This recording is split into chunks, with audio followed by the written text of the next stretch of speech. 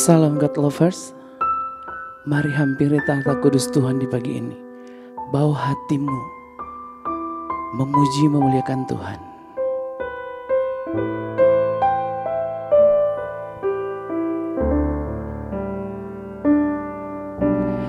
Tak sebatas lagu, tak sebatas perlu, ku datang Tuhan, tak hanya berkat-Mu menyentuh hatimu, rinduku Tuhan, selidiki hatiku, apa ku sungguh mengasihimu. Tuhan, ini yang ku punya, kehidupan yang telah Kau beri. Kasih-Mu buatku mengerti, hidupku ini lagu cinta untuk-Mu. Tuhan, ini yang ku punya, kehidupan yang telah Kau beri. Kasih-Mu buatku mengerti, hidupku ini lagu cinta untuk-Mu. Kasih-Mu buatku mengerti, hidupku ini lagu cinta untuk-Mu.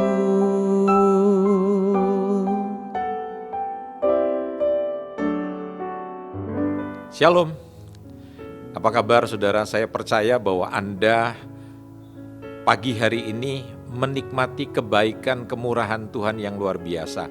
Kita akan berbicara di dalam beberapa hari ke depan tentang buah roh. Ada sifat daripada buah roh yang namanya kemurahan dan ada yang namanya penguasaan diri. Kali ini kita akan berbicara tentang kemurahan. Nah, saudara-saudara, di dalam 1 Korintus 13 ayat yang keempat dikatakan kasih itu sabar, kasih itu murah hati.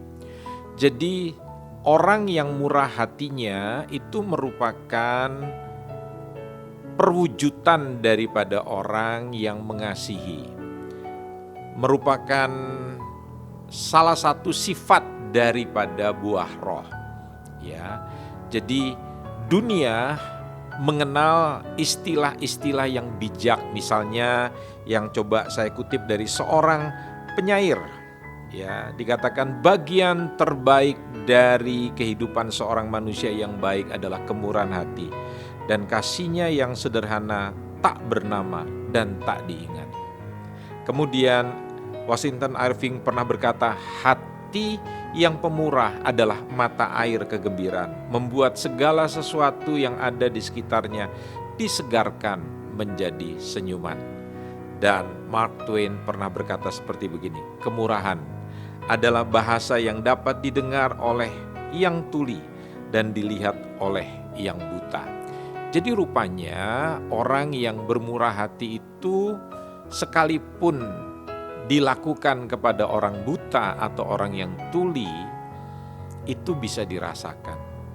Wow, betapa hebatnya saudara-saudara kalau orang memiliki kemurahan hati. Saya ingin mendorong Bapak Ibu, sebagai seorang Kristen itu bukan sekedar kita aktif di dalam pelayanan, di dalam kita beribadah, itu penting. Tetapi mari kita mewujudkan sifat-sifat Tuhan itu, karakter ataupun budaya Kristen itu hidup di dalam diri kita. Kuncinya adalah dikatakan oleh Rasul Paulus dalam Galatia 2 ayat yang ke-20.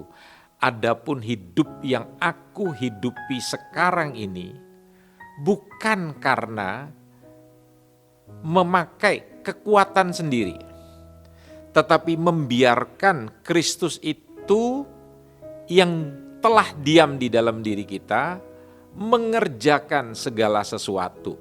Jadi biarkan Kristus yang mengerjakan. Jadi sifat-sifatnya Kristus itu betul-betul kita alami di dalam diri kita. Saudara tahu, di dalam tahun kehidupan anak manusia itu dari mulai lahir sampai dia berkembang, dia belajar yang paling utama 7 tahun pertama itu adalah dia mendapatkan daripada orang tuanya, terutama daripada ibunya. Kemudian pada fase yang kedua 7 sampai dengan 14 tahun, dia betul-betul meniru teladan daripada orang tuanya. Nah, saya percaya juga pada waktu kita bergaul intim dekat dengan Tuhan, maka sifat-sifat Tuhan itu betul-betul akan kita adaptasi, akan kita adopsi di dalam kehidupan kita.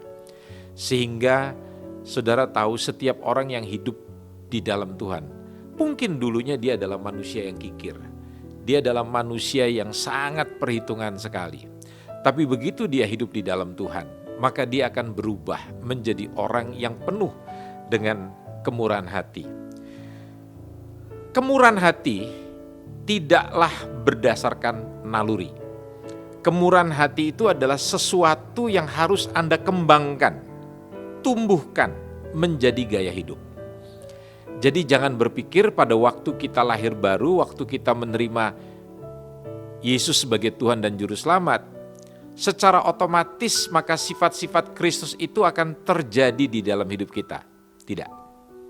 Waktu Anda lahir baru, roh Anda yang baru. Roh Anda terbuka kepada Tuhan, kepada Allah Pencipta.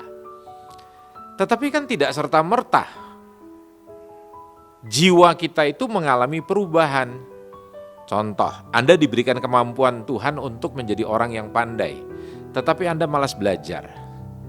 Itu membuat Anda menjadi terpuruk. Sama, Anda memiliki sifat kemurahan itu di dalam diri Anda setelah Anda menerima Yesus. Tapi seringkali buah kemurahan itu tidak terlihat. Anda menjadi orang yang kikir, Anda menjadi orang yang sangat perhitungan, Anda tidak suka memberi, tidak suka menolong orang seperti orang Samaria yang baik hati. Kenapa? Karena Anda tidak dengan sengaja melatih itu di dalam diri Anda. Efesus mengatakan orang yang telah lahir baru, kalau dia dulunya adalah seorang pembohong, dia harus belajar berkata-kata yang benar. Kalau dia dulu seorang pencuri, maka dia sekarang harus belajar bekerja untuk memberi. Nah, itu saudara-saudara yang harus kita mengerti. Jadi saya percaya sifat-sifat di dalam buah roh ini akan terjadi dalam hidup saudara sewaktu saudara membuka hati, bergaul intim, dekat dengan Tuhan. Mari kita berdoa. Bapa di surga, kami percaya bahwa Tuhan akan terus bekerja. Setelah kami menjadi pengikut Kristus, kami menjadi orang percaya, kami telah lahir baru menerima Yesus sebagai Tuhan dan Juru Selamat.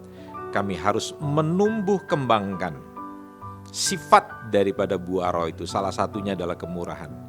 Kami harus berlatih dan terus berlatih untuk menjadi orang yang murah hati, menjadi orang yang suka memberi, menjadi orang yang suka menolong.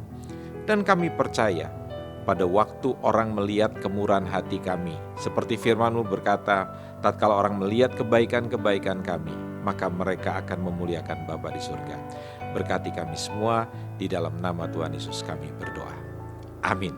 Saudara-saudara, saya mendorong Anda setelah mendengarkan renungan ini dan itu memberkati Bapak Ibu, saudara-saudari, tolong bagikan kepada rekan-rekan Anda dengan cara Anda mengirimkan, ya. Dan saya berdoa Tuhan akan selalu memberkati Anda sekalian. Amin.